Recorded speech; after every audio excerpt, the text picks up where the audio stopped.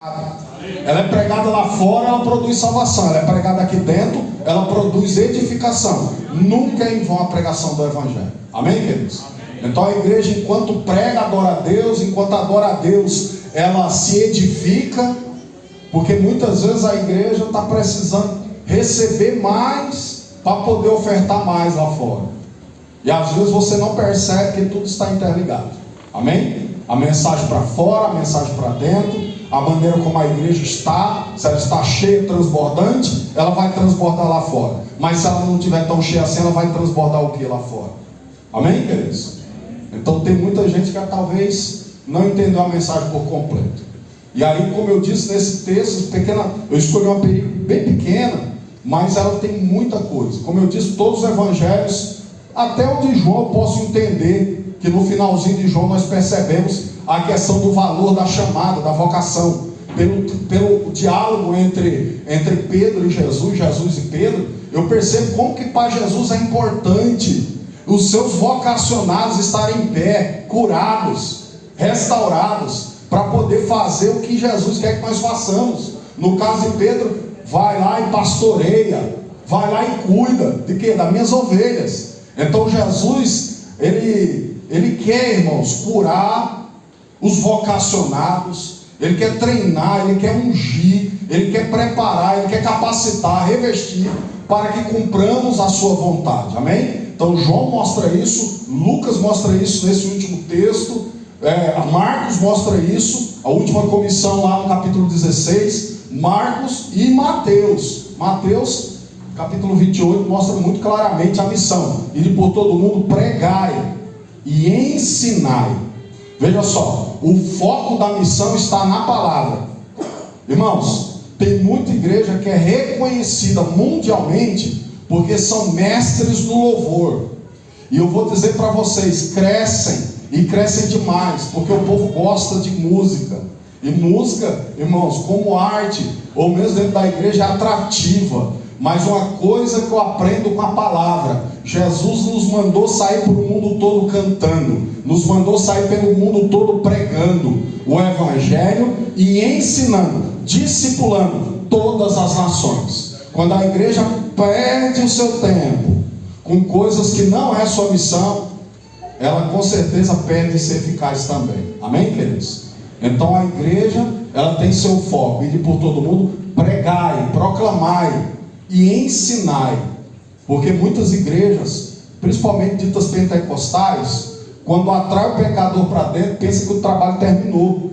E às vezes a pessoa vem na igreja, aceita Jesus numa pregação eloquente e fica na igreja 10, 15, 20 anos, porém não tem um desenvolvimento, um crescimento, porque a outra etapa da chamada não é cumprida: discipular, fazer discípulos, ensinar. Às vezes você não entende, mas a palavra que nos limpa, a palavra que nos prepara. Às vezes queremos resolver um problema da igreja até com uma certa categoria de talentos pessoais. Mas eu digo, o que forma a igreja é a palavra, mas o que mantém a igreja firme é a palavra. O que mantém a igreja limpa é a palavra. E a palavra também faz com que aqueles que vieram até Jesus: vinde a mim todos vós que estáis cansados e oprimidos, 11:28 de Mateus, é aqueles que depois cumprirão o ide por todo mundo e pregar o Evangelho.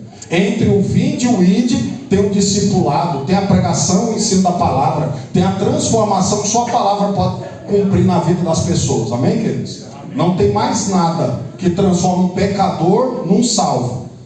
E tem muita gente achando que tem. Hoje em dia tem muitos cultos aí de transformação, onde se usa psicologia, sociologia, onde se faz todo tipo de trabalho de coaching.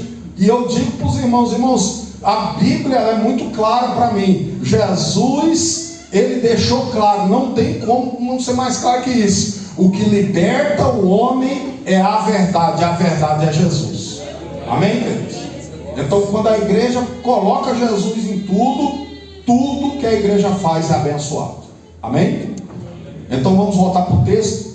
Como eu disse, Lucas, ele termina como os outros evangelistas, mostrando a questão da chamada, a questão do propósito da igreja, a questão da comissão para fazer a obra, e é o que a igreja este ano está focando.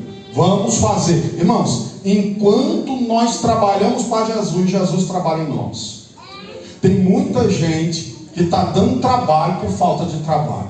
Eu sempre falo isso. Às vezes a igreja, irmãos, está gastando energia, está brigando, tem muita energia para fazer coisa que não presta, porque está colocando pouca energia na pregação do Evangelho.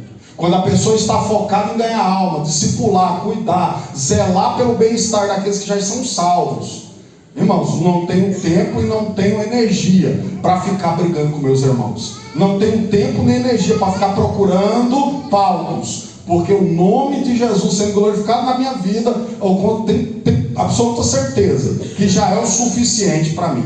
Amém, queridos? Amém, queridos? Então, vamos começar o texto. Então eles abriram o entendimento para compreender as Escrituras. Finalzinho de Lucas, e essa parte começa, eu comecei com esse versículo, para os irmãos entenderem algo que eu estou falando desde o começo, mas que é algo que eu vou colocar várias vezes aqui que é necessário. Entender, compreender, é muito necessário para a igreja. Quando a igreja não compreende, não entende, ela fica rodando em círculos. Quando a igreja não assimila a orientação do Espírito Santo, ela até anda, mas anda em círculo. Ela até trabalha, mas trabalha em vão. Ela até se ajunta, mas no ajuntamento não há edificação. Ela até gasta, mas esse gasto vira só gasto e nunca investimento. Porque a igreja precisa entender o seu propósito, precisa compreender o meio de cumprir esse propósito. Então Jesus, eu acho interessante, porque isso aí não é só do nosso século. Muitas pessoas pensam que a nossa geração é a pior geração. Escutei um pregador falar isso. Mas irmãos, a primeira geração de crentes andaram 3 anos e meio com Jesus, e quando Jesus foi à cruz, eles dispersaram todos. Dispersar, perder o foco, não é só nós. Eles já perderam também. Todo ser humano é igual. Amém? E aí a Bíblia vai dizer, irmãos, que eles, durante a caminhada com Jesus, qualquer coisa tirava o foco da missão deles. De vez em quando um estava lá: Jesus, quando que vai ser que o Senhor vai sentar no seu trono, resolver a questão do rei? E Jesus dizia: não, mas isso não é o foco do meu trabalho. Alguém vinha e dizia: Senhor Jesus, será que não tem um trono para o meu filho aqui, um trono para o meu filho aqui? Então as pessoas estavam focadas em trono, em reino, em sucesso material. Essa semana eu dei uma Bíblia de presente para minha supervisora, que é de uma religião diferente, e ela chorou, e eu fiquei encantado. Como que uma pessoa, eu estou acostumado a dar Bíblia para os irmãos nem jogam atrás do carro. Aí eu dou uma Bíblia para alguém que não é cristão e a pessoa chora. E aí eu vejo como o Evangelho é poderoso, né, irmãos? E ela conversando comigo, ela falou assim: o que você está fazendo aqui ainda? Você já poderia estar em outro lugar. Você está pagando penitência? Porque você trabalha aí bem no meio, aí já te chamaram para supervisor, outras coisas, e você não quer ir. Por que você não vai lá para o administrativo, que é a sua área? Eu falei: não, eu gosto aqui. Por quê? Porque às vezes, irmãos, é lá na rua que Deus trata comigo. Às vezes é lá na rua que eu tiro meus olhos do meu carro, da minha casa, que eu tiro meus olhos das coisas aqui da terra e coloco meus olhos nas coisas que Deus mandou eu fazer: vestir, alimentar, cuidar. Então, para mim, quando eu vou na rua, se eu tivesse condição de dizer para o prefeito: nem me pague, deixa que eu pago, porque é lá onde Deus está tratando comigo, impedindo que eu venha criar raiz nessa terra. Não sei se você está me entendendo. A igreja está como peregrina aqui, ela cumpre a missão aqui, mas ela está de olho no céu. É o céu que vem nos inspirar. E muitas vezes, irmãos, as pessoas estão andando com Jesus, mas estão procurando tronos. Irmãos, e as pessoas podem usar os tronos para aprisionar você.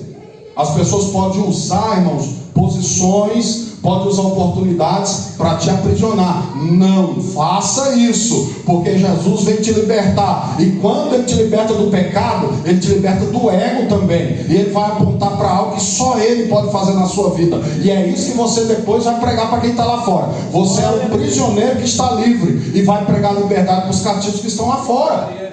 Nós não trocamos o cativeiro lá de fora por um cativeiro da religião. Nós somos libertos de todo o cativeiro em nome de Jesus.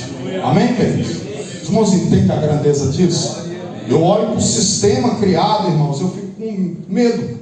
Eu fico com medo, porque se o sistema aprisionou pessoas inteligentíssimas, que começaram bem e terminaram mal, a qualquer momento pode chegar a minha vez. Por isso que eu digo, eu acho primordial estar em lugares, pregando o evangelho, cuidando de gente, sujando minhas mãos, me colocando com os pés na areia, para que eu nunca venha pensar que meu lugar é outro. Que Deus reservou para mim, como estão pregando aí no evangelho da prosperidade, que Deus reservou para mim a cabeça, que Deus reservou para mim um apartamento com 4 quartos, que Deus reservou. Jesus veio para preparar lugar no céu. Amém? Eu já estou começando a explicar para você o que é o evangelho, porque tem muita gente que está na igreja 10, 20 anos, que já pastoreia, que já dirige, que já prega, mas não sabe o que é o evangelho, porque pegou o evangelho dos homens. E aqui nós vamos falar sobre o evangelho do reino. Amém, queridos? Então abriu o entendimento.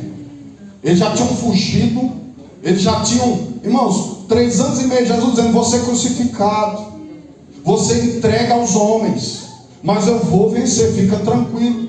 Na hora que ocorre, eles não estão prontos. E isso acontece com a gente. Por isso que eu vou dizer, não estou vilanizando aqueles que passaram por isso, que talvez eu já passei por isso várias vezes, ainda vou passar, de não entender minha missão. Quantas crises nós temos no ministério. Quando tudo vai bem, a gente sorri, todo dia a gente posta alguma coisa. Quando vai mal, a gente vai para o deserto e se esconde. É normal, é ser humano.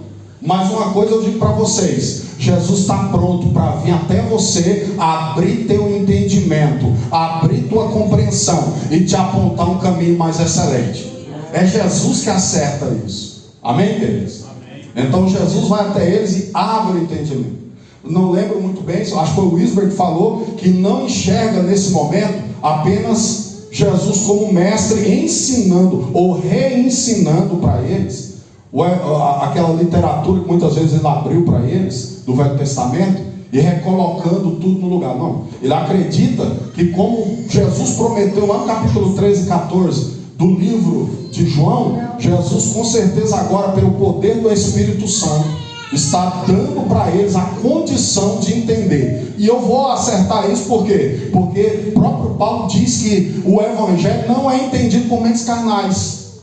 Nós que somos crentes não somos entendidos por mentes carnais. A Bíblia diz que o espiritual discerne todas as coisas, mas de ninguém é discernido. Quer dizer, o mundo olha para as nossas ações e não compreende. A família, quantas vezes minha família falou: Rondinelli, não dá para te ver, você tem que largar desse negócio da igreja todo dia, e nós precisamos de você também. Eu falei: mas vocês sabem onde me encontrar. Eu disse: eu estou lá na igreja, fica mais fácil vocês me encontrar. Vão até lá que eu vou estar lá. E eles nunca vão entender que é melhor estar na igreja do que no bar. É melhor estar na igreja do que no manicômio. É melhor estar na igreja, irmãos, do que estar numa boate. E eles têm que, com a mente aberta e espiritualizada, entender o que é melhor e o que é pior, o que é bom e o que é ruim, o que o mundo não consegue fazer. Amém, queridos? Amém. Então, muitas vezes, o discernimento do que nós fazemos aqui dentro e a maneira como fazemos não é dado a quem vem de fora. Então, já quero trazer uma coisa para os irmãos sobre isso. Se eles que estão lá fora não compreendem as coisas do Espírito, já que é tudo feito pelo Espírito, por que eu tenho que aceitar a opinião de quem não é salvo? Por que eu tenho que deixar pessoas que não têm salvação, vocação, que não têm a mente de Cristo arbitrar nas coisas da igreja? Mas pastor, isso não acontece. Acontece mais do que você imagina. Eu já vi pessoas, irmãos, em alguns lugares, com 6 meses de igreja, chegar ao pastorado, porque lá fora ele tinha um anel, tinha um título. E eu vou dizer para você, o que tem lá fora não me interessa. O que me interessa é o que vem de cima, é o que vem de Jesus.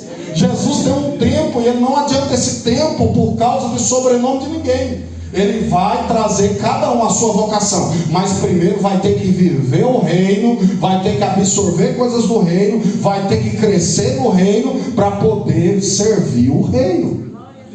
E tem gente que não está entendendo isso. Por isso que me perguntaram esse ano passado na época: pastor, por que a igreja está desse jeito? Batendo cabeça de um lado para o outro. Eu falei: é porque é muita gente convencida ocupando o lugar de convertido. E é isso que tem acontecido. Não tem a mente de Cristo, não consegue entender, não consegue discernir, não consegue compreender os propósitos de Deus, mas está no volante. E aí o que é que vai acontecer? Vai levar todo mundo para o lugar onde Jesus não quer que ele esteja. Amém? Então aqui, primeira coisa, Jesus vai dar compreensão, para que você cumpra a sua missão, para que a igreja seja a igreja que prega o evangelho do jeito como o evangelho é, a igreja precisa compreender quem ela é, sua natureza, sua identidade, qual é o seu propósito, porque muitas vezes o nosso tempo de ociosidade fica precioso demais. E nós entendemos que nós fomos chamados para vivermos esse tempo de ociosidade, porque é para isso que Jesus nos chamou. E quando eu digo momento de ociosidade, irmãos, tem um momento que a gente sacrifica, tem um momento que a gente caleja, tem um momento que a gente se expõe, e tem um momento, irmãos, que a gente convive, que a gente comunga com os irmãos, que a gente se alegra num culto gostoso. Isso é bom para todo mundo, é a parte da edificação, mas Deus não nos chamou para isso. Isso é uma parte muito pequena da vida da igreja. A vida de uma igreja que entende sua chamada vem aqui e se alimenta, mas vai lá fora e prega. Vem aqui e se edifica, mas vai lá fora e cuida. Aqui dentro é o quartel onde eu pego a munição, mas é lá fora que eu vou guerrear. Aleluia. Amém, queridos? Uma igreja que cresce é uma igreja que não se habituou ao quartel, que eles sabem muito bem qual é a sua missão. Então Jesus vai abrir seu entendimento e vai fazer com que compreenda o que é essa escritura.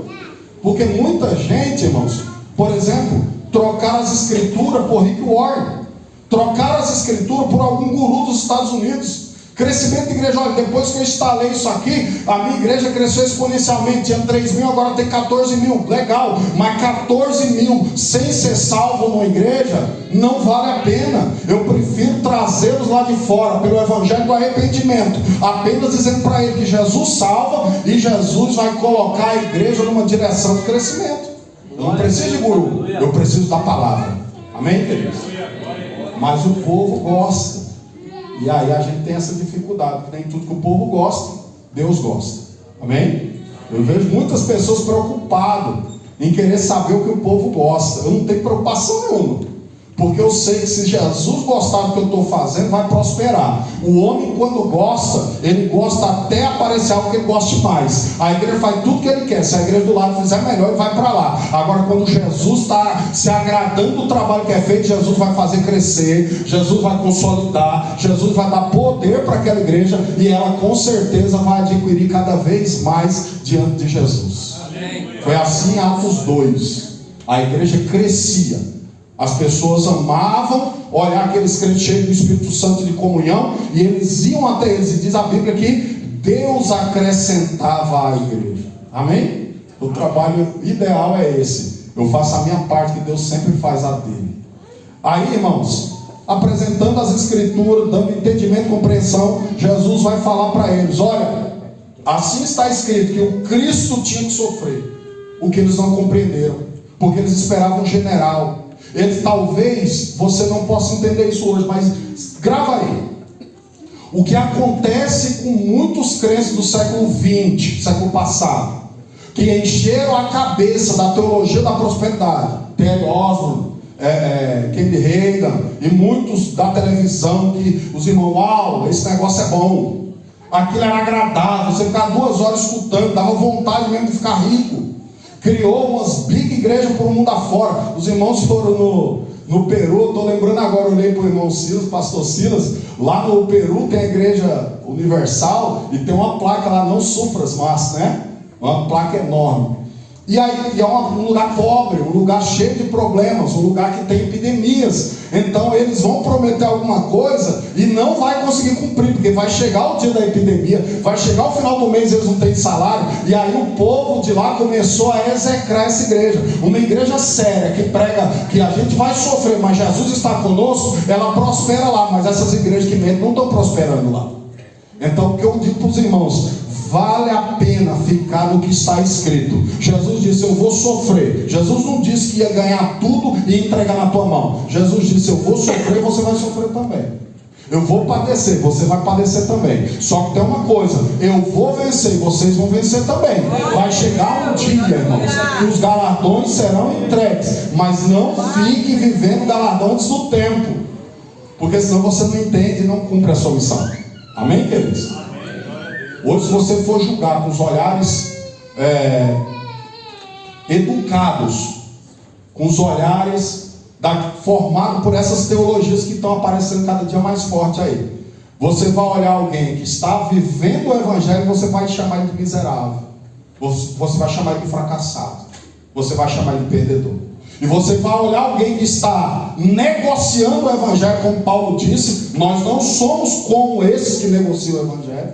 E você vai achar esse negociador do evangelho o melhor. A minha referência, igual os jovens gostam de colocar, a minha referência é fulano de tal. E fulano de tal é adúltero, bebe uísque, usa cocaína e depois vai para os cultos pregar. Mas é a referência de muita gente. Por quê? Porque falta discernimento espiritual. Minha referência ainda é aqueles que no domingo à noite estão ajoelhados na igreja orando para Deus dar crescimento na pregação que foi feita de manhã. Para que Deus traga na igreja aqueles que foram convidados depois da escola dominical. Aqueles que as pessoas chamam de famosos e vitoriosos, nem sempre são famosos e vitoriosos aos olhos de Deus. Vai chegar um dia que Jesus vai dizer: não vos conheço. Mas aqueles que estão vivendo o evangelho na sua simplicidade, esses são conhecidos de Jesus. Então ele vai dizer: olha, assim estava escrito e assim aconteceu. Porém, o verso seguinte, ele começa a apresentar o evangelho que hoje foi nomeado para esse culto, o evangelho que prega arrependimento. Amém? E diz assim: e que em seu nome, nome de quem? Desse Cristo que morreu e ressuscitou, na autoridade desse nome. Por isso que eu estou dizendo, irmãos, não adianta se apegar com nomes da terra. Tem muita gente, irmãos, principalmente o meu evangelho, se tornou um local de idolatria desenfreada. Só funciona se tiver gente famosa envolvida no negócio. E eu vou dizer para você, o nome de Jesus ainda expulsa demônio, o nome de Jesus ainda cura doentes, o nome de Jesus ainda consolida vidas espirituais. O nome de Jesus ainda está levando a igreja a pregar o arrependimento. Se você seguir as cartilhas desses homens famosos por aí, eles vão dizer: olha, não prega tal mensagem, que isso daí vai irritar o mantenedor. Porque a igreja não tem mais servo, tem mantenedores. A igreja não tem mais chamados, tem voluntários. Já viu isso? Tudo errado, irmãos. A igreja não é feita de voluntário, a igreja é feita de servos que são chamados. Se você aceitou a missão, você não pode dizer: não, hoje não tem esse negócio de hoje não. Se Jesus te chamou, você não é voluntário. Voluntário estende a mão ou baixa a mão. Não, você é um servo comprado, remido pelo nome de Jesus, pelo sangue de Jesus, e você vai quando ele manda, não é quando você quer. Tem diferença entre um voluntário. Eu fui voluntário no Alberto. Mas ser voluntário e ser chamado, vocacionado, o vocacionado não escolhe. Esse dia eu estava falando para uma pessoa que faz muitos anos que eu não escolho uma igreja para congregar. Quem escolhe é minha liderança. Tem igreja que eu digo: uau, eu queria ficar aqui. Mas Jesus mandou ficar ali? Não. Então eu vou onde Jesus manda. Enquanto você é voluntário, você vai até onde você quer. E a palavra querer é a mais que se destaca nisso aí. Agora, o servo de Deus não tem querer, ele obedece o querer de Deus. Aí é diferente. Então hoje a igreja muitas vezes quer fazer um trabalho que Jesus mandou fazer, mas ele esbarra porque não tem um querer só, que é o querer de Deus, tem um monte de quereres. Então tem que saber se o querer do pastor Ronaldo confere, se o querer do pastor Lino confere, se o querer do pastor Silas confere, se o querer do irmão que dá dízimo confere. Irmãos, quando a gente voltar para o querer de Deus, você vai ver o que Deus vai fazer. Deus tem muita coisa para fazer, mas na igreja que vai escutar somente a voz dele. Amém, queridos? Vocês entenderam isso? Amém. 3 entenderam, já está bom. E é do 31 ainda, é porque vão no culto de doutrina. Aí ele vai dizer: olha, em meu nome, na autoridade do nome de Jesus, foi pregado o quê? Arrependimento para remissão de pecados a todas as nações, começando em Jerusalém. Irmãos, esse texto aqui do último capítulo de Lucas, ele é paralelo ao primeiro capítulo de Atos. Aí é claro para todo mundo. As promessas aqui, as promessas lá, vocês vão perceber que tem os seus cumprimentos ali, imediato, 10 dias depois, e você vai perceber como são paralelos. Aí você vai entender uma coisa, irmãos: o evangelho foi dado à igreja com a missão de ser pregado. Lembra Atos 1:8? É a mesma coisa que está aqui. Atos 1:8. Você vai receber poder, mas recebereis poder. Você tem que receber esse poder para, olha o propósito, serem minhas testemunhas. Aí, como aqui está começando em Jerusalém, Atos 1:8 também. Começa aqui, mas não para aqui, vai pelo mundo afora, até os confins da terra. O propósito do poder, o propósito dos dons, o propósito dessas bênçãos que Deus derrama sobre a igreja é um só. Você recebe aqui, mas despeja lá. Amém, queridos? É por isso que eu estou dizendo, uma igreja abençoada, ela é abençoadora. Por quê? Porque ela recebe para dar, tem propósito. Tem propósito. Inclusive a água parada, irmãos, apodrece. Não é verdade? Muitas vezes a igreja, como eu disse, está militando, está trabalhando, está servindo. A igreja está uma bênção. Aí começa a ficar muita gente junta, sem ter o que fazer. Aí começa a aparecer as conversas fiadas. Mas quando a igreja está operosa, Jesus está operando no meio dela também. Amém? Então vamos pregar o que? Arrependimento. A palavra arrependimento, os irmãos sempre estão falando aí, que eu gosto, os irmãos gostam do grego, né? Metanoem ou metanoia. Eu acho interessante que muita gente reduziu o termo. Não faça isso. Metanoia é só trocar a mente. Mudança de mente é muito mais que isso, irmãos. Ela vai mudar totalmente a sua essência, o direcionamento. O que antes você achava bom, hoje você acha ruim. O que antes você tinha orgulho de bater, irmão, ontem à noite saí com 3. Ontem à noite eu bebi todas. Hoje você se envergonha. Quer dizer, não só sua mente mudou, toda a essência do seu ser. O que você sentia prazer, hoje você sente nojo, porque você foi mudado pelo Espírito Santo de Deus. E eu acho interessante, esses dias um sujeito esquisito, detentor de grandes diplomas, mas, irmãos, diploma não faz crente. Crente se faz com o sangue de Jesus.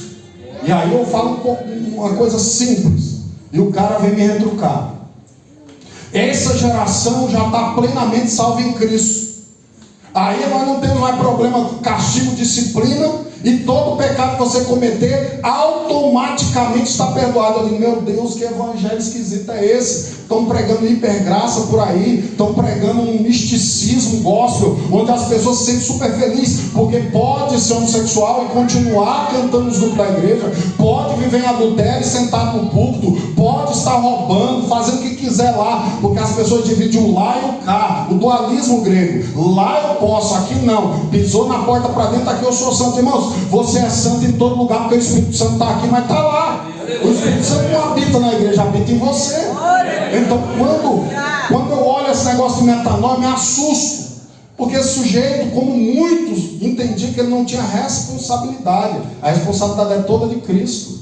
Só que Jesus, a parte dele, ele fez bem feita. Só que Deus, na sua soberania, entregou tudo pronto. Porém tem uma parte que é sua. O arrepender é seu, por exemplo. Paulo diz lá em Colossenses, mortificar as obras da carne. É seu, é um imperativo. Não é ele que mortifica. Tem gente que se ajoelha e fala, Senhor, tira essa vontade que eu estou de pecar. Jesus não tira. Mas quanto mais cheio do Espírito Santo, mais você vence essa vontade. Quanto mais você vigia, mais você vence essa vontade. Dia após dia, pega na mão de Jesus, que você vai vencer o pecado. Mas ele não vai te trancafiar para que você não enfrente o pecado.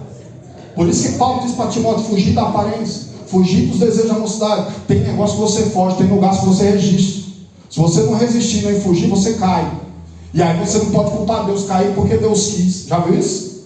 Cair porque Deus quis. Miserável. E ainda põe a culpa em Deus. Irmãos, a entrada do reino é pela porta do arrependimento. Arrependei-vos, porque é chegado o reino de Deus. Arrependei-vos. No reino de Deus só entra arrependidos. Tem muita gente pregando salvação por todos os méritos. Tem gente até pregando salvação de novo pelas obras dentro da igreja cristã. Mas eu vou dizer uma coisa para você: o mérito da cruz só é aplicado em você na hora que você se arrepende e diz, eu não posso, mas o Senhor pode. Eu não sou, mas o Senhor é. Eu não tenho, mas o Senhor tem. Eu unicamente sou pecador, mas diante do Senhor eu acredito que há perdão, que há limpeza para minha alma, que há mudança para minha vida. É Deus que restaura. Um homem, o máximo que faz é um remendinho, mas Jesus te dá vida nova, te reveste. Jesus, ele te reveste. Colossenses capítulo 3. Se já ressuscitaste com Cristo, revesti-vos de Cristo. Essa é a igreja, essa que a igreja precisa entender. que ela só pode ser eficaz no seu trabalho quando o trabalho de Cristo foi realizado nele. Jesus só vai mandar eu pregar salvação quando eu for salvo. Jesus só vai me mandar para o pecador, para falar para ele sobre remissão, quando eu for remido do meu pecado. Irmãos, pecador que não se entende pecador, ele não consegue convencer o outro. Por quê? Porque quando ele vai lá pregar, ele parece arrogante, soberbo. Olha, mas eu digo uma coisa, uma frase que não é minha, lógico, você sabe quem é. Ele diz assim: aqui não é um santo falando para pecadores, é um mendigo mostrando para mendigos onde está o pão. Às vezes a gente pensa, sobe ao nosso coração que a gente é alguém que não é. Irmãos, da mesma forma que eles precisam do perdão de Deus todo dia, eu também preciso. Aleluia. A única coisa que me separa é que hoje eu sou um pecador remido e alguns são pecadores perdidos, só isso. Mas se eles aceitarem Jesus, o pior pecador se torna um crente salvo em Cristo Jesus. Do mesmo lodo que eu saí, Jesus pode tirar outros hoje. Do mesmo lugar, irmãos, onde a prostituição, onde a droga, o álcool, a mentira, a violência consumir a minha alma, tem outros lá que Jesus pode colocar a mão e trazer aqui. E ele vai pregar, ele vai liderar, ele vai servir, porque Jesus é assim, ele dá nova vida, e nova vida aprovada no trono de Deus, garantida. O ser humano, quando dá uma segunda chance, volta e meia, ele lembra, né? Eu estava cuidando de um casal, e a irmã dizia: eu perdoei ele, eu nem lembro mais o que ele fez. 2 dias depois me chamava lá: eu lembro que ele fez isso comigo quando você casou, irmão, 25 anos atrás. Ela não lembrava a hora e o minuto que ele pisou na bola com ela. Aí eu dizia: mas rapaz, você não perdoou? Perdoei, mas não esqueço. Olha a diferença. Jesus disse que ele lança no mar do esquecimento. Irmãos, perdoar e jogar na cara não faz parte da essência de Deus. Jesus, Isaías, como é que ele diz? Ele vai fazer branco como a pura lã. Pode ser vermelho como a escarlate. Porque para Deus, irmãos, não existe isso. Todo e qualquer pecado é perdoável perante o Senhor. O irmão pode falar para mim: pecado da blasfêmia contra o Espírito Santo. Aí já é outra coisa. Precisaria de um pouco mais de tempo. Mas eu quero que os irmãos entendam. O começo da nossa missão começa com arrependimento nosso, que nos tornamos crentes, no vinde a mim, e depois continua. Por quê? Porque a minha mensagem tem que começar do arrependimento. Esse é o problema da mensagem atual. Ela está minimamente pela metade. Quantas pessoas chegam aqui e ficam chamando o pecador de lindinho de Jesus, cheirosinho papai do céu? E Jesus está dizendo: meu amigo, fala para ele que se ele não se arrepender, não tem perdão. Aquele que confessa e deixa alcança a misericórdia. Mas se ele reter e segurar no pecado, ele só vai alcançar a destruição.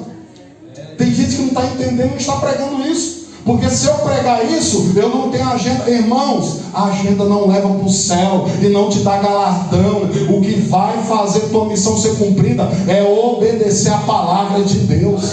E a palavra de Deus é essa: prega que o pecado está consumindo. Certa vez eu fui chamado a fazer campanha na casa de uma pessoa muito rica aqui em São José.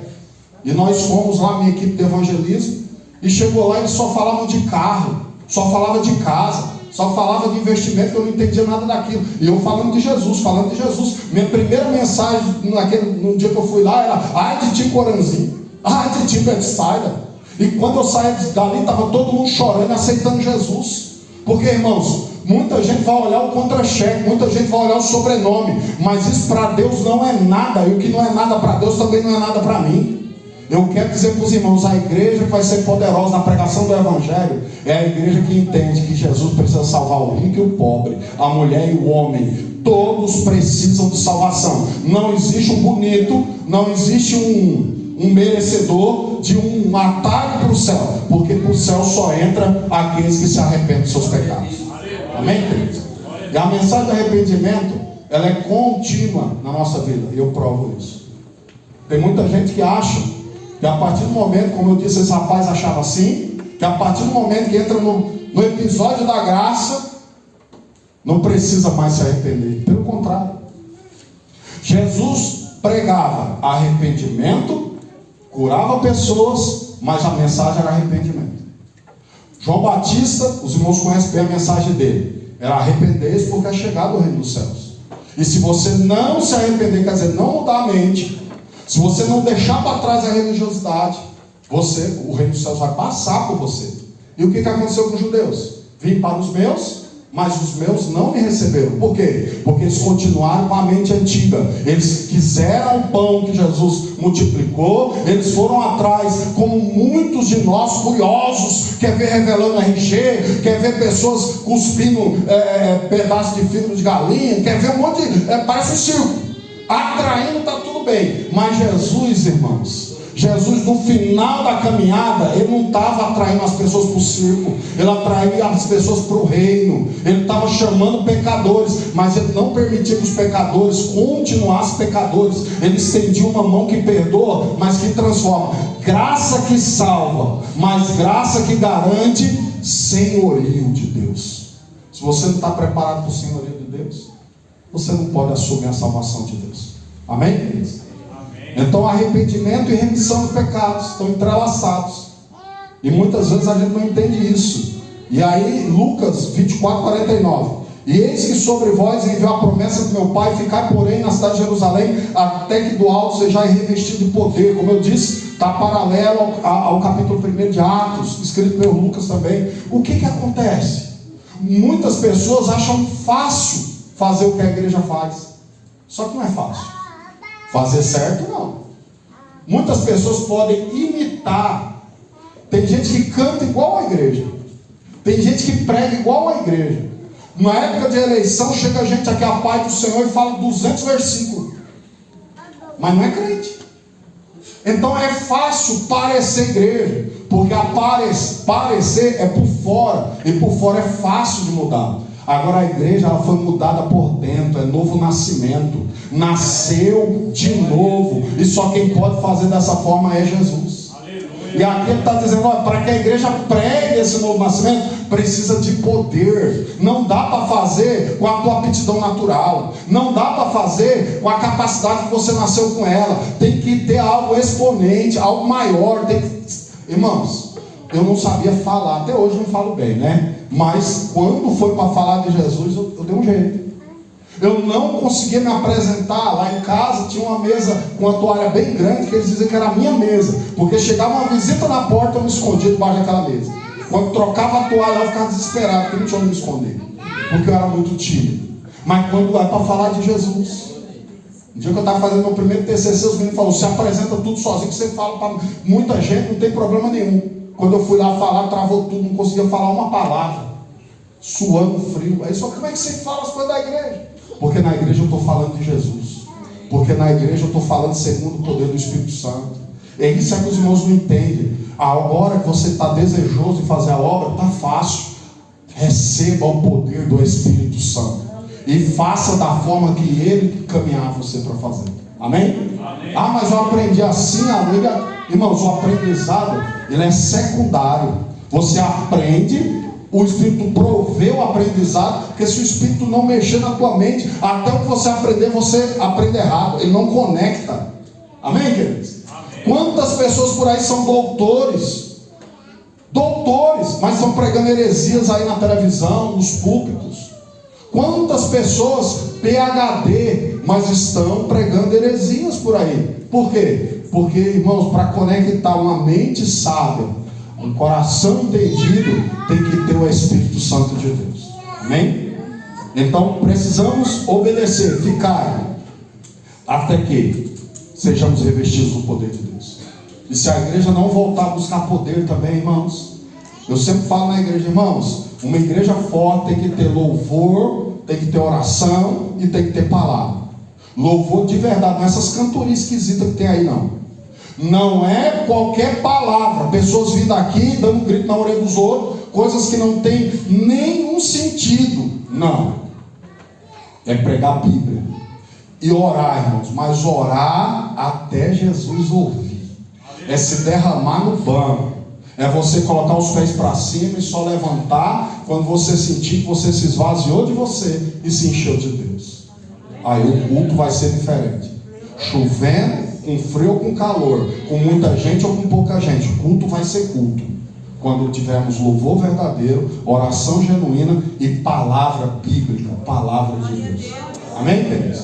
Você vai sair com o coração pegando fogo, porque tem hora que você sai pegando fogo de raiva. Como que pode alguém sair da casa dele para vir falar besteira no púlpito dos outros? E detalhe, geralmente é a segunda e a terceira vez. Se na primeira já falou besteira, para mim não tem a segunda vez. Mas tudo bem, cada um faz o que quer, do jeito que quiser, e Jesus depois julga todos. Então aqui está dizendo para você buscar. Amém? Irmãos, eu olho nessa questão de buscar poder para fazer a coisa certa, do jeito certo. Porque, irmãos, o mundo nos atemoriza se você deixar. As pessoas vão colocar você contra a parede. Os nossos jovens e adolescentes, não vou falar sobre isso tanto, mas só para poder você entender, eles são atemorizados dentro de uma escola.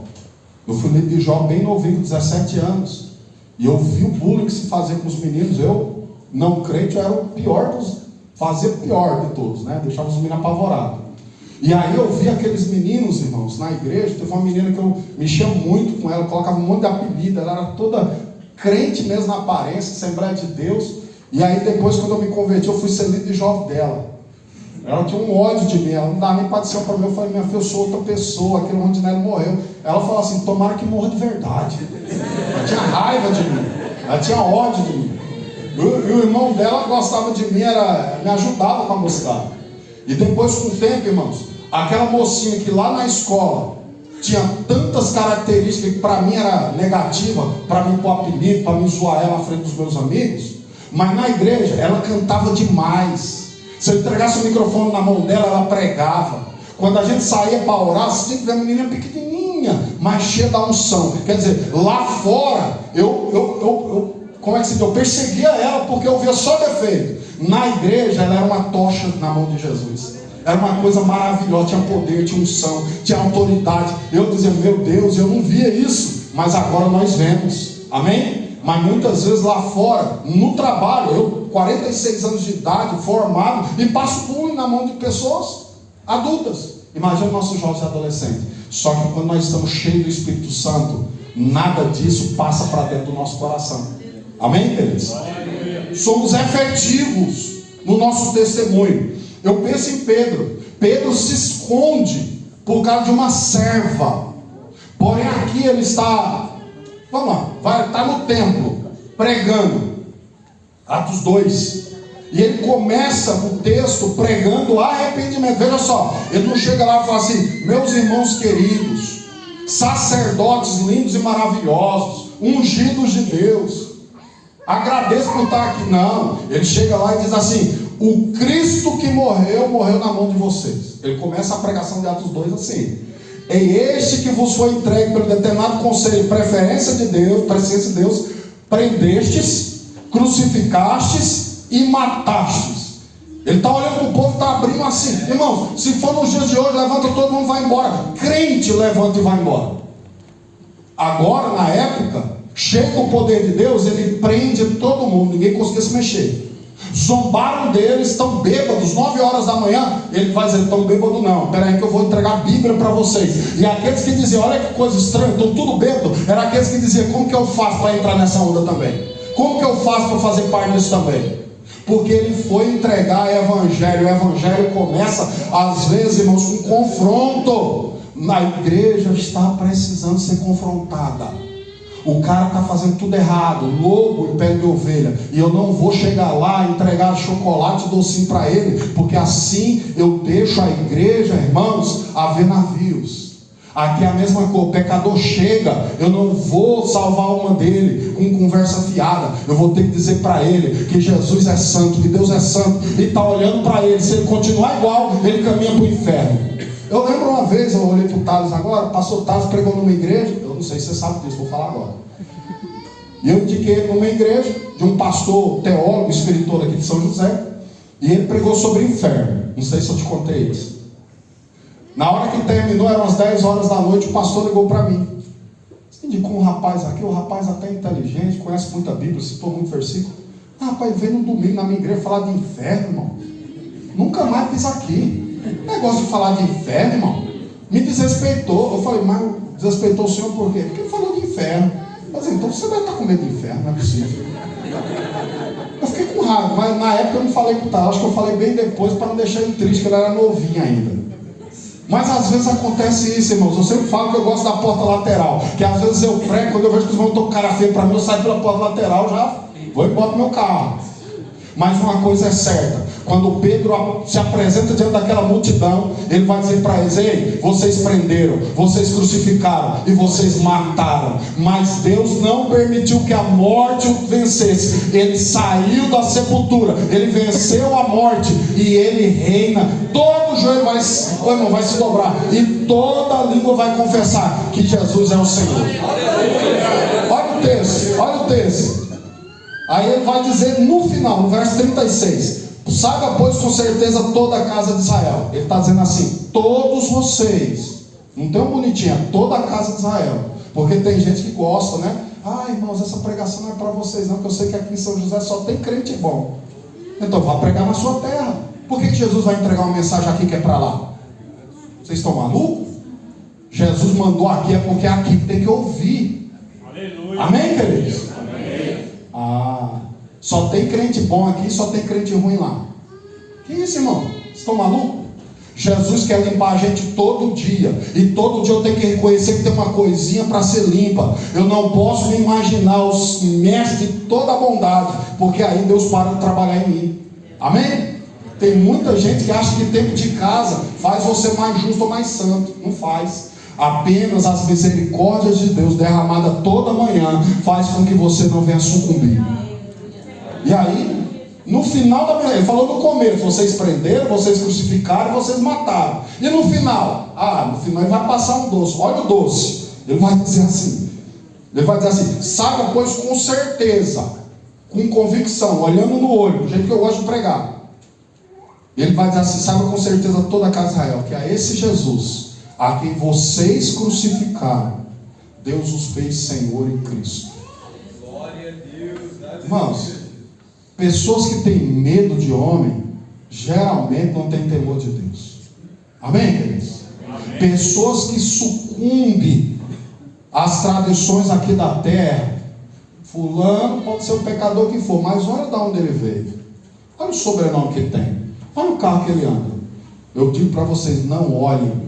Jesus mandou você pregar sem olhar. A mesma mensagem que é para Pilatos vai ser para o servo. A mesma palavra que foi para Herodes vai ser para o servo. O que eu prego no púlpito da sede, eu prego lá no 31 de março. Aonde tiver que pregar, a gente vai pregar a mensagem uma só. Porque se eu pregar outra mensagem, eu vou cair em Gálatas, onde Paulo vai dizer: cuidado, ainda que venha um anjo do céu, um apóstolo que for, pregar outro evangelho, não receba, porque é anátema.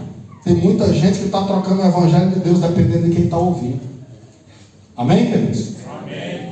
Eu conheço muito pregador. Quando ele está no subúrbio, ele é um leão. Quando ele está na sede, ele vira um gatinho. Isso para mim é hipocrisia, demagogia. E tem outros nomes lá que agora minha mente está focada.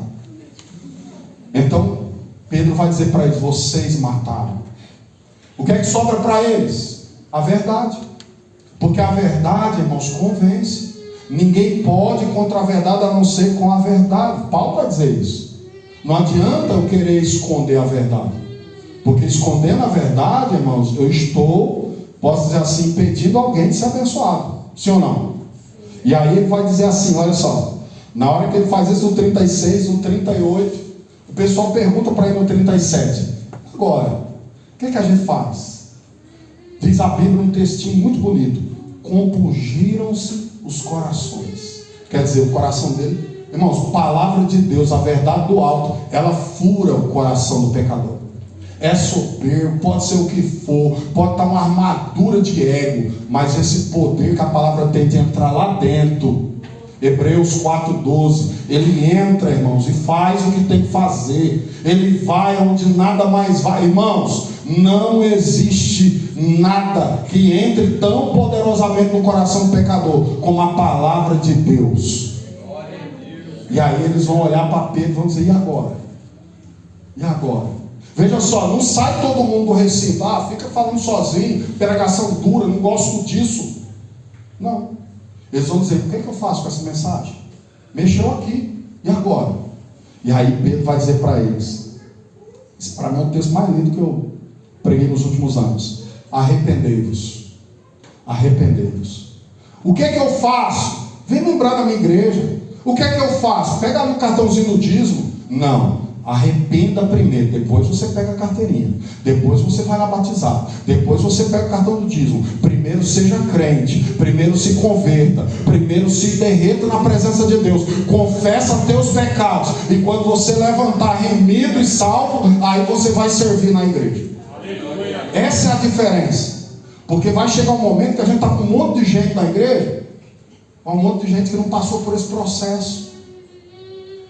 Ele olha para o homem que ele era antes e ele vai dizer no púlpito: olha, eu bato mesmo, mexeu comigo, eu desço o braço. Por quê? Porque não passou pelo processo de arrependimento. Ele vai dizer: aqui é diferente. Claro que é diferente, não está igual a Bíblia, é diferente. Amém, queridos? E aí ele vai dizer: arrependei-vos, e cada um de vós seja batizado em nome de Jesus, na autoridade de Jesus, cumprindo o que Jesus falou: pregue o arrependimento e a remissão no meu nome. É o que Pedro está dizendo. Olha, se arrependam em nome de Jesus, sejam batizados. Por quê? Porque aí vai vir perdão dos seus pecados. E o pior, ou o melhor, fica para o final. Porque é processos. Tem gente querendo ofertar bênção para gente que não quer Jesus. Não vai funcionar. Tem gente que está profetizando: olha, eu vou profetizar, todo mundo que estiver aqui dentro, essa semana vai ser maravilhosa. Todo mundo igual, pregar. Como que é isso? Profetizar genericamente, todo mundo igualzinho. Onde vocês aprenderam isso? Está acontecendo demais nas igrejas. Eu fico envergonhado quando eu vejo. Aqui Pedro vai dizer: ó, antes de vir a bênção, tem que vir arrependimento. Ele vai dizer: arrependam, sejam batizados. Aí no final: e recebam o dom do Espírito Santo. Eles olham, eles agora querem o dom, mas o dom é para salvo, o dom é para remido, o dom é para arrependido. Como eu vou pregar lá na casa? Quinta-feira agora tem culto caseiro. O que vai ser pregado lá? Mude de vida, porque Jesus vai abençoar a sua vida. Aceita Jesus, que sua vida vai mudar. Eu nunca vou pregar, irmãos, que a pessoa caminhando melhor, ela vai viver melhor. Não tem melhor nem pior. Caminhando com Jesus, você vai viver melhor. Se Jesus entrar na tua história, a tua história vai mudar. Eu quero dizer, a pregação do Evangelho bíblica é: arrependa-se e creia no Evangelho. Essa é a pregação bíblica. Ah, mas nós vamos ali e a pessoa fala assim: ó, Jesus te ama, vai na minha igreja que vai ter um pregador famoso. Isso não é pregação do Evangelho. Está longe da pregação do Evangelho. A palavra Evangelho é boas novas. Boas novas. Que boas novas tem nisso? As boas novas é: nós estávamos prisioneiros do pecado e ninguém tinha chave para tirar dessa prisão. Mas agora tem um que tem a chave, é um só, e ele tira cada prisioneiro do pecado da sua prisão, ele põe em liberdade, enche do Espírito Santo e ele leva para o céu. É a mensagem que a igreja tem que pregar. Amém, queridos? Mas a mensagem não é agradável. Irmãos, tem pessoas na igreja que toda mensagem bíblica não é agradável para ela. Por que você acha? Por que o ouvido santo do irmão não tolera o Evangelho? Porque não é tão santo assim. Por que o coração do irmão rejeita o Evangelho? Porque esse coração ainda não foi transformado. Porque muita gente chega, vai subindo ministerialmente, chega lá em cima, ele fala assim: eu tenho um monte de novas ideias. Eu escuto direto esse negócio de novas ideias. O que a gente faz? Vamos fazer assim, vamos fazer assim, vamos fazer assim. Inventa um monte de coisa. Tá, mas quando que vai orar? Não, oração é bobeira, o povo não gosta. Tá, e quando que a gente vai jejuar? Não, jejum, o povo não gosta, irmão. Em vez disso, vamos abrir uma cantina na porta da igreja, porque comer o povo gosta. Tudo se limita no que o povo gosta. Vamos fazer tal coisa. O povo não gosta desse pregador aí não. Vamos fazer tal coisa. Esse ensinador aí, o povo não gosta não. Ele fala muita verdade. Enquanto isso, a igreja vai definhando. Amém, queridos? Amém. Ele está dizendo para eles: primeiro se converta e depois receba.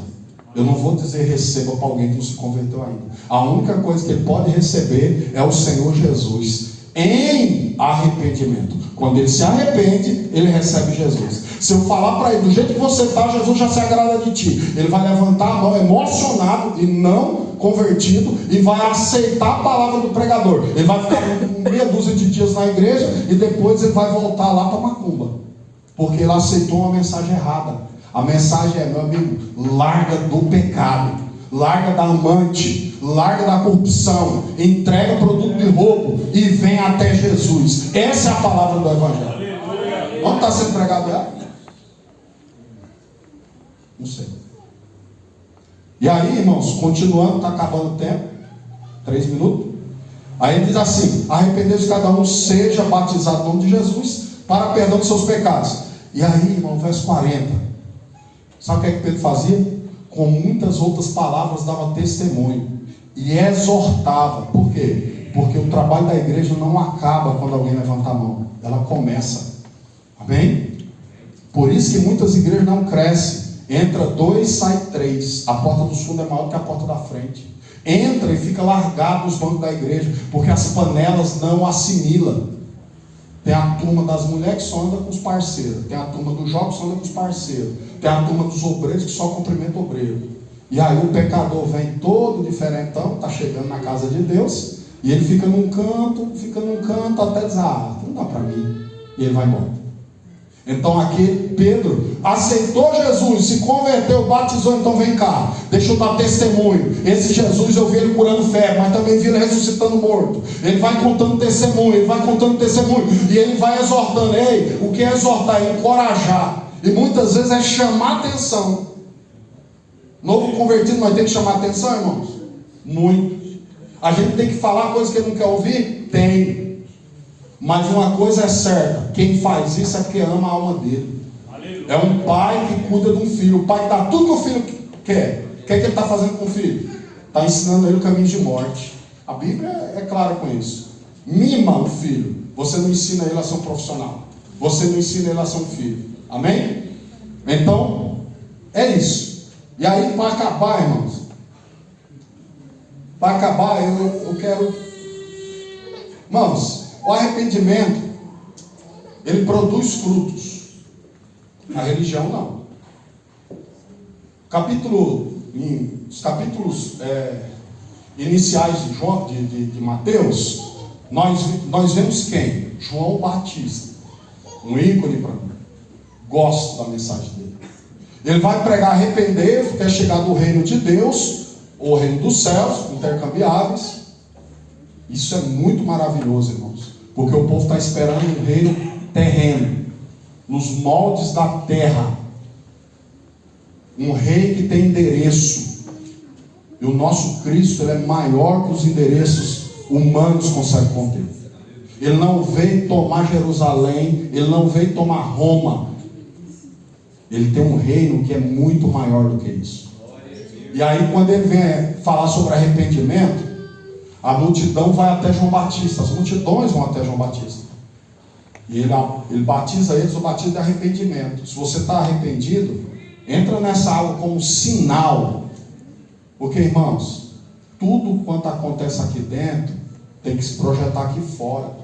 Uma pessoa que diz que ela mudou alguma coisa e essa mudança não se projeta, geralmente é mentira. Tem muita gente que ela não muda de jeito nenhum. E a desculpa dela: mudei por dentro, mas continua roubando. Paulo disse o quê? Aquele que roubava não rouba mais. Sim ou não? Porque as mudanças são necessárias. Faz parte do Evangelho. E aí João pregava o arrependimento, as multidões vinham até ele. No meio das multidões, sabe quem vinha? Religiosos, ou raça. O religioso vinha, mas não fazia parte daqueles que se convertiam, que se arrependiam, porque já se achavam prontos. E aí, olha a mensagem: raça de víboras. Por quê? Por que vocês... Vou fazer uma paráfrase. Por que vocês se escondem da ira vindoura? Para poder você ficar no meio da multidão, se escondendo, sentando na igreja no domingo, isso daí não muda nada, porque nosso Deus é onisciente. A ira de Deus vai vir certinha para a pessoa que a ira vai alcançar. Não vai ser nunca trocado isso. E pelo contrário também, por outro lado também, a graça e as misericórdias de Deus também tem endereço certo. Jesus não troca. Jesus ele não vai se perder nesse negócio. Quem é dele, quem não é.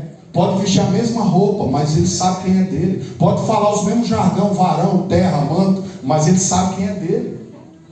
E aí, João Batista vai dizer: raça de víbora, por que vocês ficam se escondendo no meio da multidão, pensando que vai fugir da ira vindoura? Produzir, pois, frutos dignos de arrependimento. Quer dizer, irmãos, arrependimento de verdade produz um fruto. Amém? Amém. Pastor, mas eu não sei, é coisa interior. Não é interior, ela se projeta. Todos os arrependidos que estão aqui dentro mudaram de vida. Se você não mudou de vida, é porque você realmente não se arrependeu. Pessoas que se arrependem mudam. Pessoas com remorso mudam somente na hora que o B.O. vem nas costas dele. Na hora que o problema vem, aí ele faz de conta que mudou. Depois ele volta a fazer o que fazia antes. E aí eu acho interessante isso, irmãos. Não se perca nisso. Deus sabe. E outra coisa, arrependimento é para crente também. Arrependimento é para crente também.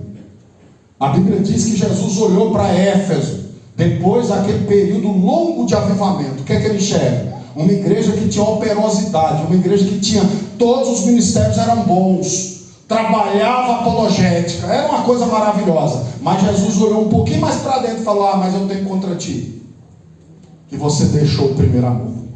Arrepende-te e volta, porque senão virei e vou remover o teu castição. Quer dizer, a igreja vai deixar de ser igreja.